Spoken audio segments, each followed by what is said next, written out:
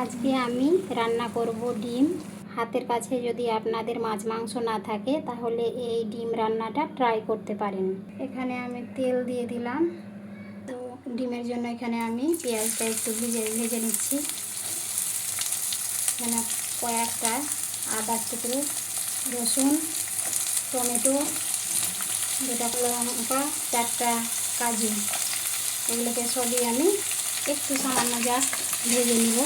ভাজা বলতে একটু নরম করে নেব। এটা পেঁয়াজ আদা ভাজাটাকে আমি ব্লেন্ডারে নিয়ে নিলাম। এখানে কয়টা ধনে পাতাও দিয়ে দিব। এবার এটাকে পেস্ট করে নেব। এগুলোকে ভেজে নেব। লবণ, হলুদ। তো আমার ডিম ভাজা হয়ে গেছে। এবার মশলাটা কষানোর জন্য তেল দিয়ে দিলাম। একটু সাদা জিরে ফোড়ন দিয়ে দিলাম, দুটো তেজপাতা, দুটো দারুচিনি, চারটা এলাচ। এবার আমি পেস্ট করা মশলাটা দিয়ে দিলাম।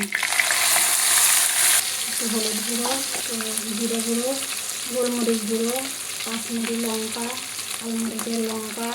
মশলাটা আমি কষিয়ে নেব ভালো করে। পরিমাণ মতো লবণ।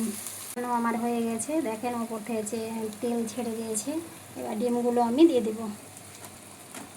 এগুলো দিয়ে দিলাম। এবার ভালোভাবে মশলার সঙ্গে মিশিয়ে নেব। তৈরি হয়ে গেল আমার ডিম রান্না। রান্নাটা কেমন লাগলো আপনাদের জানাবেন।